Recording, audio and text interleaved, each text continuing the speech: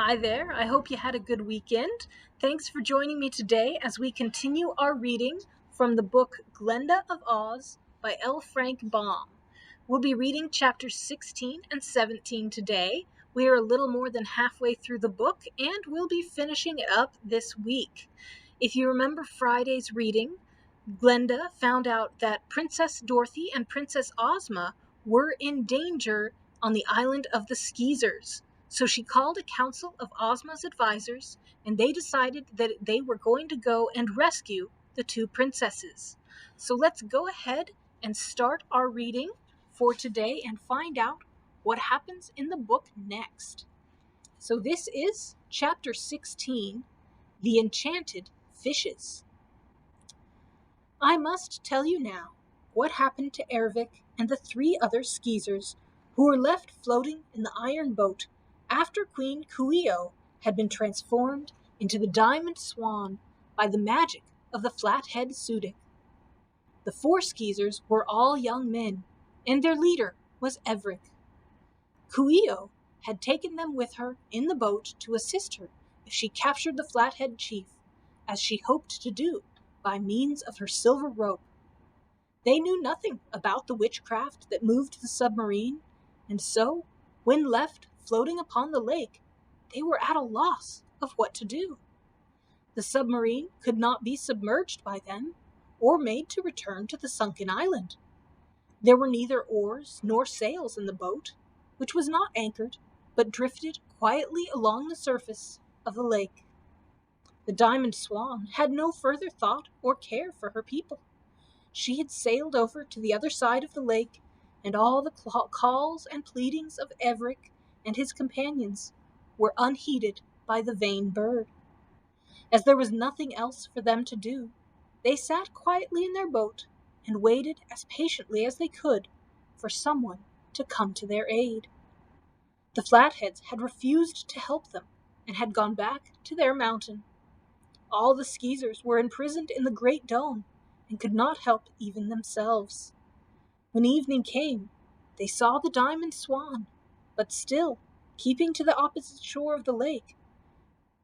She walked out of the water to the sands, shook her diamond-sprinkled feathers, and then disappeared among the bushes to seek a resting place for the night. "I'm hungry," said Everic. "I'm cold," said another Skeezer. "I'm tired," said a third. "I'm afraid," said the last one of them. But it did them no good to complain. Night fell, and the moon rose, and cast a silvery sheen over the surface of the water. "Go to sleep," said Everic to his companions. "I'll stay awake and watch, for we may be rescued in some unexpected way."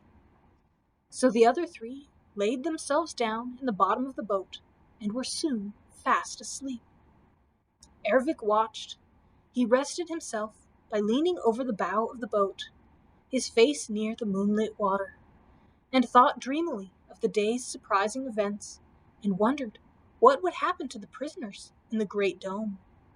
Suddenly, a tiny goldfish popped its head above the surface of the lake, not more than a foot from his eyes. A silverfish then raised its head beside that of the goldfish, and a moment later, a bronzefish lifted its head beside the others.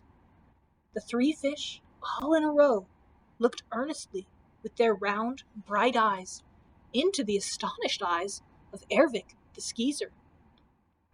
"We are the three adepts whom Queen Coo ee oh betrayed and wickedly transformed," said the goldfish, its voice low and soft, but distinctly heard in the stillness of the night. "I know of our queen's treacherous deed," replied Ervic, "and I am sorry for your misfortune. Have you been in the lake ever since?" "Yes," was the reply. I hope you are well and comfortable," stammered Ervic, not knowing what else to say. "We knew that some day Coo ee oh would meet with a fate she so richly deserves," declared the bronzefish. "We have waited and watched for this time. Now, if you will promise to help us and will be faithful and true, you can aid us in regaining our natural forms and save yourself and all your people from the dangers that now threaten you." "Well," said Ervic, "you can depend on my doing the best I can, but I'm no witch or magician, you must know. All that we ask is that you obey our instructions," returned the silverfish. "We know that you are honest and that you served Coo ee oh only because you were obliged to, in order to escape her anger. Do as we command, and all will be well again." "I promise," exclaimed the young man. "Tell me what I am to do first." "You will find at the bottom of your boat the silver cord which dropped from Coo ee oh's hand when she was transformed," said the goldfish. "Tie one end of that cord to the bow of your boat and drop the other end to us in the water. Together we will pull your boat to the shore." Ervic much doubted that the 3 small fish could move so heavy a boat, but he did as he was told, and the fishes all seized their end of the silver cord in their mouths and headed toward the nearest shore, which was the very place where the Flatheads had stood when they conquered Queen Coo ee oh. At first, the boat did not move at all, although the fishes pulled with all their strength. But presently, the strain began to tell. Very slowly, the boat crept toward the shore, gaining more speed at every moment. A couple of yards away from the sandy beach, the fishes dropped the cord from their mouths and swam to one side, while the iron boat, being now under way, continued to move until its prow grated upon the sands. Ervic leaned over the side and said to the fishes, "What next?" "You will find upon the sand," said the silverfish, "a copper kettle, which the Sudic forgot when he went away. Cleanse it thoroughly in the water of the lake, for it has poison in it. When it is cleaned, fill it with fresh water and hold it over the side of the boat, so that we three may swim into the kettle. We will then instruct you further." "Do you wish me to catch you then?" asked Ervic in surprise. "Yes," was the reply. So Ervic jumped out of the boat and found the copper kettle. Carrying it a little way down the beach, he washed it well, scrubbing away every drop of the poison it had contained with sand from the shore. Then he went back to the boat. Ervic's comrades were still sound asleep and knew nothing of the 3 fishes or what strange happenings were taking place about them. Ervic dipped the kettle into the lake, holding fast to the handle until it was under water. The gold and silver and bronze fishes promptly swam into the kettle. The young skeezer then lifted it, poured out a little of the water so it would not spill over the edge, and said to the fishes, "What next?" "Carry the kettle to the shore. Take 100 steps to the east, along the edge of the lake, and then you will see a path leading through up the meadows, up hill and down dale. Follow the path until you come to a cottage, which is painted a purple color with white trimmings. When you stop at the gate of this cottage, we will tell you what to do next. Be careful, above all, not to stumble and spill the water from the kettle, or you would destroy us, and all you have done would be in vain." The goldfish issued these commands, and Ervic promised to be careful and started to obey. He left his sleeping comrades in the boat, stepping cautiously over their bodies, and on reaching the shore, took exactly 100 steps to the east. He then looked for the path, and the moonlight was so bright that he easily discovered it, although it was hidden from view by tall weeds until one came full upon it. This path was very narrow and did not seem to be much used, but it was quite distinct, and Ervic had no difficulty in following it. He walked through a broad meadow, covered with tall grass and weeds, up a hill and down into a valley, then up another hill and down again. It seemed to Ervic that he had walked miles and miles. Indeed, the moon sank low and day was beginning to dawn when he finally discovered by the roadside a pretty little cottage, painted purple with white trimmings. It was a lonely place. No other buildings were anywhere about the ground, and the ground was not tilled at all. No farmer lived here, that was certain. Who would care to dwell in such an isolated place? But Ervik did not bother his head long with such questions. He went up to the gate that led to the cottage, set the copper kettle carefully down, bending over asked, "What's next?" Chapter 17. Under the Great Dome. When Glinda the Good and her followers of the rescue expedition came in sight of the enchanted mansion of the Flatheads, it was away to the left of them, for the route they had taken through the great forest was some distance from that followed by Ozma and Dorothy. They halted a while to decide whether they should call upon the Supreme Dictator first or go on to the land of the Skeezers. "If we go to the mountain," said the wizard, "we may get into trouble with that wicked Sudik, and then we would be delayed in rescuing Ozma and Dorothy. So I think our best plan will be to go to the Skeezer country, raise the sunken island, and save our friends and the imprisoned Skeezers. Afterward, we can visit the mountain and punish the cruel magician of the Flatheads." "That is sensible," approved the Shaggy Man. "I quite agree with you." The others, too, seemed to think the wizard's plan the best, and Glinda herself commented on it. So on they marched toward the line of the palm trees that hid the Skeezers' lake from view. Pretty soon, they came to the palms. These were set closely together, the branches which came quite to the ground, being so tightly interlaced that even the glass cat could scarcely find a place to squeeze through. The path which the Flatheads used was some distance away. "Here's a job for the Tin Woodman," said the Scarecrow. So the Tin Woodman, who always was glad to be of use, set to work with his sharp, gleaming axe, which he always carried, and in a surprisingly short time had chopped away enough branches to permit them all to pass easily through the trees. Now the clear waters of the beautiful lake were before them, and by looking closely, they could see the outlines of the great dome of the sunken island, far from shore and directly in the center of the lake. Of course, every eye was at first fixed upon this dome, where Ozma and Dorothy and the Skeezers were still fast prisoners. But soon their attention was caught by a more brilliant sight, for here was the diamond swan swimming just before them, its long neck arched proudly, and amethyst eyes gleaming, and all the diamond-sprinkled feathers glistening splendidly under the rays of the sun. "That," said Glinda, "is the transformation of Queen Coo ee oh, the haughty and wicked witch who betrayed the 3 adepts at magic and treated her people like slaves." "She's wonderfully beautiful now," remarked the Frogman. "It doesn't seem like much of a punishment," said Trot. "The Flathead Sudik ought to have made her a toad."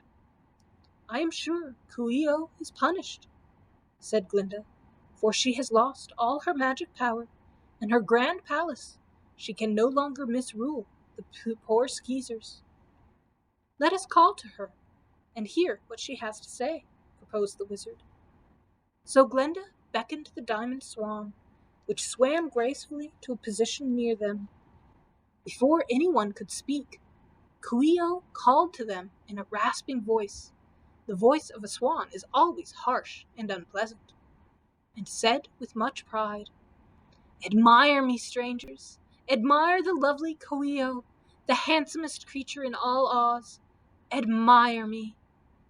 "Handsome is as handsome does," replied the Scarecrow.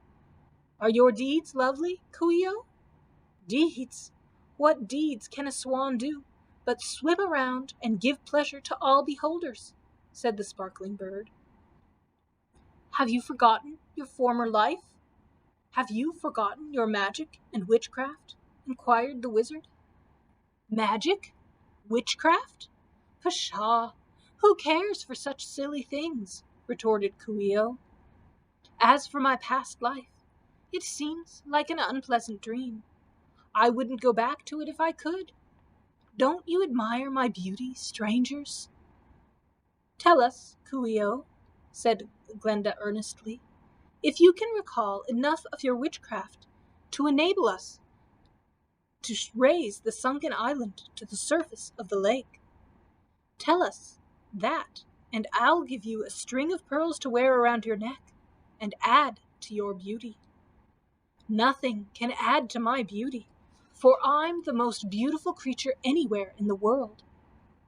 "But how can we raise the island?" "I don't know, and I don't care. If ever I knew, I've forgotten, and I'm glad of it," was the response. "Just watch me circle around and see me glitter." "It's no use," said Button-Bright. "The old swan is too much in love with herself to think of anything else." "That's a fact," agreed Betsy with a sigh. "But we've got to get Ozma and Dorothy out of that lake, somehow or other." "And we must do it on our own way," added the Scarecrow. "But how?" asked Uncle Henry, in a grave voice, for he could not bear to think of his dear niece Dorothy being out there under the water. "How shall we do it?" "Leave that to Glinda," advised the Wizard, realizing he was helpless to do it himself. "If it were just an ordinary sunken island," said the powerful sorceress, "there would be several ways in which I might bring it to the surface again. But this is a magic isle, and by some curious art of witchcraft, unknown to any but Coo ee oh, it obeys certain commands of magic, and will not respond to any other. I do not despair in the least, but it will require some deep study to solve this difficult problem. If the swan could only remember the witchcraft that she invented and knew as a woman, I could force her to tell me the secret. But all her former knowledge is now forgotten." "It seems to me," said the Wizard, after a brief silence had followed Glinda's speech, "that there are 3 fishes in the lake that used to be adepts at magic, and from whom Coo ee oh stole much of her knowledge. If we could find those fishes and return them to their former shapes, they could doubtless tell us what to do to bring the sunken island to the surface." "I have thought of those fishes," replied Glinda, "but among so many fishes as this lake contains, how are we to single them out?" You will understand, of course, that had Glinda been home at her castle, where the Great Book of Records was, she would have known that Ervic the Skeezer had already taken the gold and silver and bronze fishes from the lake, but that act had been recorded in the Great Book after Glinda had set out on this journey, so it was all unknown to her. "I think I see a boat yonder on the shore," said Ojo the Munchkin boy, pointing to a place around the edge of the lake. "If we could get that boat and row all over the lake, calling to the magic fishes, we might be able to find them." "Let us go to the boat," said the Wizard. They walked around the lake to where the boat was stranded upon the beach, but found it empty. It was a mere shell of blackened steel, with a collapsible roof that, when in position, made the submarine watertight, but at present the roof rested in slots on either side of the magic craft. There were no oars or sails, no machinery to make the boat go, and although Glinda promptly realized it was meant to be operated by witchcraft, she was not acquainted with that sort of magic. "However," she said, "the boat is merely a boat, and I believe I can make it obey a command of sorcery, as well as it did the command of witchcraft. After I have given a little thought to the matter, the boat will take us wherever we desire to go." "Not all of us," returned the Wizard, "for it won't hold so many. But, most noble sorceress, provided you can make the boat go, of what use will it be to us?" "Can't we use it to catch the 3 fishes?" asked Button-Bright. "It will not be necessary to use the boat for that purpose," replied Glinda. Wherever in the lake the enchanted fishes may be, they will answer to my call. What I am trying to discover is how the boat came to be on this shore, while the island on which it belongs is under water yonder. Did Coo ee oh come here in the boat to meet the Flatheads before the island was sunk, or afterward? No one could answer that question, of course, but while they pondered the matter, 3 young men advanced from the line of trees and rather timidly bowed to the strangers. "Who are you, and where did you come from?" inquired the wizard. "We are Skeezers," answered one of them, "and our home is on the magic isle of the lake. We ran away when we saw you coming, and hid behind the trees. But as you are strangers, and seem to be friendly, we decided to meet you, for we are in great trouble and need assistance." "If you belong to the island, why are you here?" demanded Glinda. So they told her all the story, how the Queen had defied the Flatheads and submerged the whole island so that her enemies could not get to it or destroy it. How, when the Flatheads came to the shore, Coo ee oh had commanded them, together with their friend Ervic, to go with her in the submarine to conquer the Sudic, and how the boat had shot out from the basement of the sunken isle, obeying a magic word, and risen to the surface, where it opened and floated upon the water. Then followed the account of how the Sudic had transformed Coo ee oh into a swan, after which she had forgotten all the witchcraft she ever knew. The young men told how, in the night they were asleep, their comrade Ervic had mysteriously disappeared, while the boat, in some strange manner, had floated to the shore and stranded upon the beach. That was all that they knew. They had searched in vain for 3 days for Ervic. As their island was under water and they could not get back to it, the 3 Skeezers had no place to go, and so had waited patiently beside their boat for something to happen. Being questioned by Glinda and the wizard, they told all they knew about Ozma and Dorothy, and declared the 2 girls were still in the village under the Great Dome. They were quite safe, and would be well cared for by Lady Oryx, now that the Queen who opposed them was out of the way. When they had gleaned all the information they could from the Skeezers, the wizard said to Glinda, If you find you can make this boat obey your sorcery, you could have it return to the island, submerge itself, and enter the door in the basement from which it came. But I cannot see that our going to the sunken island would enable our friends to escape. We would only join them as prisoners." "Not so, friend wizard," replied Glinda. "If the boat would obey my commands to enter the basement door, it would also obey my commands to come out again, and I could bring Ozma and Dorothy back with me again."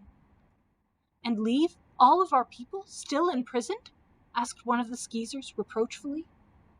"By making several trips in the boat, Glinda could fetch all your people to the shore," replied the wizard. "But what could they do then?" inquired another Skeezer. "They would have no homes and no place to go, and would be at the mercy of their enemies, the Flatheads." "That is true," said Glinda the Good, "and as these people are Ozma's subjects, I think she would refuse to escape with Dorothy and leave the others behind, or to abandon the island, which is the lawful home of the Skeezers. I believe the best plan will be to summon the 3 fishes and learn from them how to raise the island." The little wizard seemed to think that this was a rather forlorn hope. "How will you summon them?" he asked the lovely sorceress. "And how can they hear you?" "That is something we must consider carefully," responded stately Glinda with a serene smile. "I think I can find a way." All of Ozma's counselors applauded this sentiment, for they knew well the powers of the sorceress. "Very well," agreed the wizard. "Summon them, most noble Glinda." That is the end of our reading for today. Hope you're enjoying the story. We are getting to the climax to find out if we will be able to raise the island, if Ozma and Dorothy will be able to solve the problems for the Skeezers and the Flatheads, and what is going on with Ervik and the 3 adepts as fishes. So come back tomorrow and we will continue in our reading of this book. Until then, I hope that you have a wonderful rest of your day.